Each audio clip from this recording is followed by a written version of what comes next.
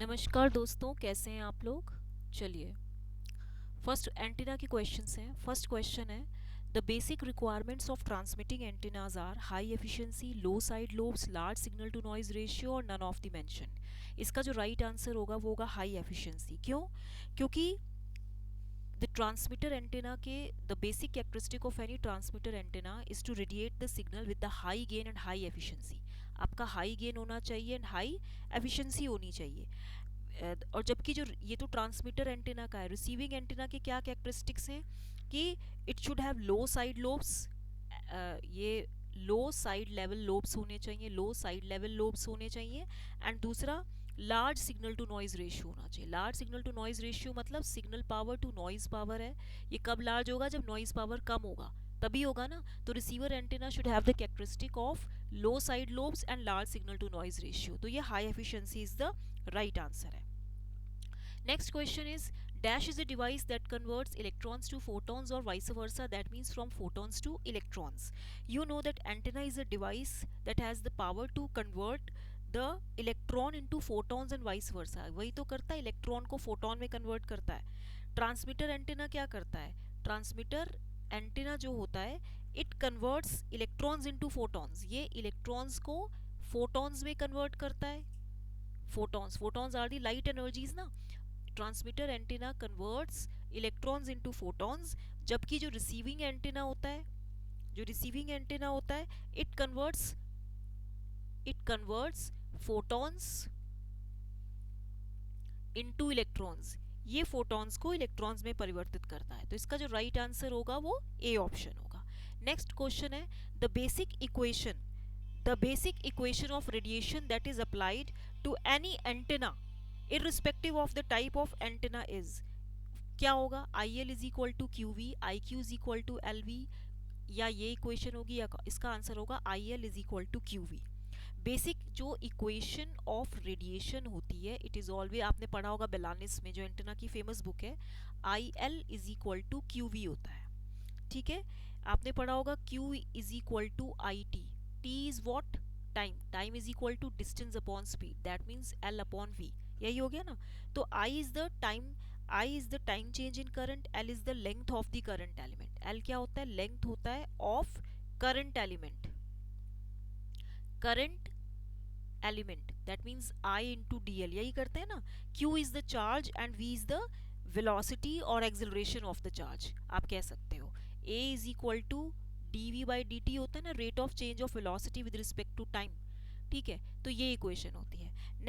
Next equation है आपकी, question है, when the separation between two lines, ये टू लाइंस के बीच का जब ये सेपरेशन है, that means D, carrying the TM wave approaches lambda, तो wave tends to be radiated. Yes, this is the right answer, क्योंकि टीएम क्या होता है? Transverse electromagnetic waves that are transverse to each other, जिसमें EZ भी zero होता है, HZ भी जीरो होता है। ठीक है, तो when the separation between two lines in order to carry the TM signal approaches the wavelength, then the wave tends to be radiated, so that जो ओपनड आउट लाइन है आपकी, जो ओपनड आउट लाइन है, it's acts as an antenna, ये antenna की तरह radiate करता है। ठीक है, which launches a free space wave, तब ये क्या करता है? Which launches a free space wave, इसीलिए ये बिल्कुल सही स्टेटमेंट है। नेक्स्ट क्वेश्चन है कि the number of patterns, radiation pattern required to specify the characteristic are. देखिए, देर आर 3 पैटर्न्स होते हैं, देर आर मेनली 3 पैटर्न्स। एक तो थीटा होता है, the component of electric field, ठीक है, as the function of angles of theta and phi component of electric field होता है एक तो, as the function of theta and phi, ये भी थीटा एंड फाई का ही फंक्शन है। Phase of these fields as a function of phi and theta, that means इसके आपके पास कितने कंपोनेंट्स होंगे? थीटा होगा, फाई होगा एंड फेज होगा। तो मेनली जो 3 रेडिएशन पैटर्न्स होते हैं, तो यहाँ पे ये आएगा। ठीक है, फेज जो होता है फाई और थीटा का जो फेज होता है, ठीक है, इसका जो फेज होता है, phase of these fields as a function of angles phi and theta. 3 patterns में फिर से बताती हूँ, 3 पैटर्न्स हैं, एक ई थीटा, एक ई फाई और एक इन दोनों का जो फेज होता है। ठीक है, नेक्स्ट क्वेश्चन है आपका, the beam width of The beam width of antenna pattern measured at half power points is, it is known as half power beam width. क्यों? क्योंकि मैंने आपको बताया था कि हाफ पावर बीम विड्थ क्या होती है. It is the angle between half points of main lobe. It is the angle between half, half मतलब -3 dB. जब हम हाफ 3 dB मतलब 2 टाइम्स, -3 dB मतलब half times. It is the angle between half power points, okay, of main lobe when reference to peak effective, when reference to peak effective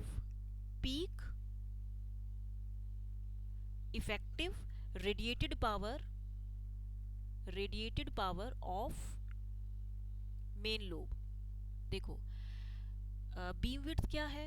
It is the angle between the -3 dB points of the main lobe. Main lobe is where the maximum power of the antenna is radiated. So when it is reference to peak effective radiated power. तो आप ये भी कह सकते हैं कि beam width क्या है? Where most of the power is radiated, which is peak power. तो यहाँ पे इसका जो राइट आंसर होगा वो हाफ पावर बीम विड्थ होगा. नेक्स्ट क्वेश्चन करते हैं. 7th क्वेश्चन है. देखिए ये एक न्यूमेरिकल आ गया है. इसमें न्यूमेरिकल में देखिए ये क्या कह रहा है कि an antenna has a field pattern of e theta is equal to how much? E is a function of theta, cos 2 theta. Theta जो है इसकी एंगल जो है 0 to 90 डिग्री है. इसको आप 900 मत करो, ये 90 डिग्री है. तो हाफ पावर बीम विड्थ कितने की होगी? देखिए half power beam width of antenna is obtained by equating the field pattern of the antenna to 0.707. ठीक है, half power point and finding 2 theta. हमें 2 थीटा निकालना है. तो ये कितना हो जाएगा? कॉस इनवर्स 0.707, यानी कि 0.707 इज 1/√2. आपको पता है cos 45 degree is equal to 1/√2. तो यहाँ पे जो 2 थीटा होगा वो 45 डिग्री होगा ना. 2 theta gives the value of beam width. Actually ये 2 थीटा जो है ये बीम विड्थ की वैल्यू देगा, ये बीम विड्थ की वैल्यू देगा. And solving the given problem in the same flow, जो हाफ पावर बीम विड्थ होगी एंटेना की, सॉरी, वो आपका 66 डिग्री आएगा. इसे आप कैलकुलेट करिए ज़रा. cos 2 थीटा इक्वल टू 0.707, क्योंकि ऑप्शन में यही मैच कर रहा है. देखिए cos इनवर्स 0.707 है ना. मैं इसको फिर से कैलकुलेट करती हूँ. इधर कैंसिल का ऑप्शन कहाँ गया? ये जो है ना इसमें, एनीवे ये आप करके मुझे बताइएगा. ये भी 1 मिनट रुकिए, टाइम बहुत ले रहा है. देखिए cos inverse, is there any cos inverse? ये रुकिए, ये है ना आपका, ये देखिए ये हो गया cos, और यहाँ पे आप लिख सकते हैं इनवर्स. cos इनवर्स कहाँ पे है इसमें? चलिए एनीवे ये आप एक बार करके मुझे बताइएगा कि कैसे होगा. इसका जो आंसर आएगा वो 66 डिग्री आएगा. ठीक है, okay. cos inverse 0.07, that means आप खुद ही देख लो ना. cos इनवर्स 1/√2 ही तो हुआ एक तरह से. cos इनवर्स 1/√2 आना तो इसका वैसे चाहिए था 45 डिग्री. ये आंसर है, आप इसके ऊपर चेक कीजिएगा. नेक्स्ट है an antenna has a field pattern E theta is equal to cos theta, cos 2 theta. Okay, ये क्वेश्चन देखिए. The first null beam width अब पूछ रहा है. फर्स्ट नल बीम विड्थ पूछ रहा है. बीम विड्थ देखिए आपके पास क्या है? E as a function of theta is cos theta cos 2 theta. तो फर्स्ट नल बीम विड्थ क्या होगा? हाफ पावर बीम विड्थ कैसे निकालेंगे? हाफ पावर बीम विड्थ निकालने के लिए you have to equate the field pattern of antenna to 0.707. ठीक है, एंड फाइंडिंग द थीटा. पहले तो आप थीटा निकालिए. हम इसको क्या लिख सकते हैं? 2 cos A cos B by 2. मैं ऐसे लिख सकती हूँ ना. 2 cos A cos B is cos A plus B by 2 into cos A minus B by 2. ठीक है, दिस इज योर 0.707. तो मैं इसको लिख सकती हूँ cos 3 theta by 2 and cos theta by 2. This is 0.707. आप इसको जब पूरा निकालेंगे तो जब पहले थीटा की वैल्यू निकलेगी, फिर आप निकालेंगे 2 थीटा. तो यहाँ पे twice the half power beam width, जब आप इसका ट्वाइस करेंगे, twice of half power beam width, it will give you the first null beam width. Okay तो with the same steps applied, जो half power beam width of antenna है वो आपका करीबन आ रहा है 45 degree, it is coming out to be 45 degree. तो जो फर्स्ट नल बीम विड्थ होगा वो इसका ट्वाइस हो जाएगा, तो it is 2 into 45 degree, that is 90 degree. इसको आप सॉल्व करिएगा। ये जो भी आपको पैटर्न दिया है उसको आप पहले 0.707 से इक्वेट करके you just find the value of theta. पहले आप इसको सॉल्व करेंगे, नहीं आएगा तो मैं करवाऊंगी, आप इसको लिखी बता दीजिएगा मुझे। नेक्स्ट क्वेश्चन है आपका कि the solid area through which all the power radiated by antenna is.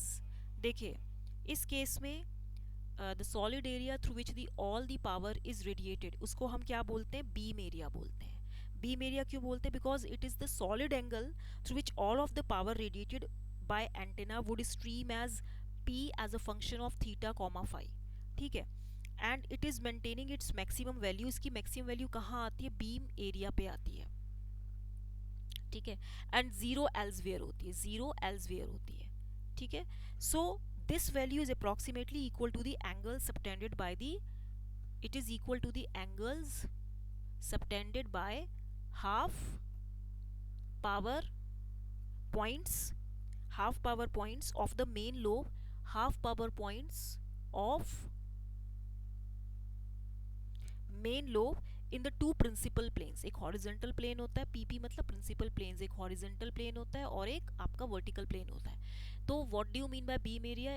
Beam area means it is the solid angle through which all of the power is radiated by the antenna would flow as function of P, would flow as a function of theta and phi, ठीक है। It is maintaining its maximum value over that this particular beam area and zero elsewhere, तो it is equal to the angle subtended by the half power points of the main lobe in the two principal planes. तो ये question हो गया। Next question है आपका कि power radiated, ये क्या बोल रहा है कि power radiated from an antenna per unit solid angle is called radiation intensity. Yes, ये बिल्कुल सही स्टेटमेंट है कि power radiated from an antenna per unit solid angle is called radiation intensity. इसकी यूनिट जो होती है वो होती है वॉट्स पर स्टीरेडियन, वॉट्स पर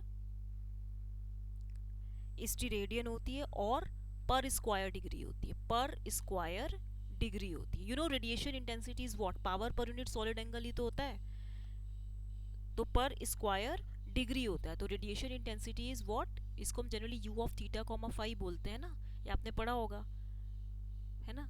पी आर बाय क्या होता है, यही होता है ना, इसको चेक कीजिएगा, मैं आपको ऐसे ही बता रही हूँ। ये जो क्वेश्चन मैंने आपको बताया है हाफ पावर बीम विड्थ का, ये आपकी जो एक बेलानिस की बुक होगी और एक केडी प्रसाद की होगी, उसमें से ज़रा आप मुझे सॉल्व करके बताइएगा। मैं अभी पूरी थ्योरी, ये मैंने पूरा सॉल्व इसीलिए नहीं किया है क्योंकि आप भी कुछ करिए, ठीक है। इसका आंसर बता दिया, कोई अगर प्रॉब्लम होगी तो मुझे कमेंट सेक्शन में लिखिएगा, मैं बताऊंगी, ठीक है। टिल देन इसको लाइक शेयर सब्सक्राइब करना मत भूलेगा। Thank you.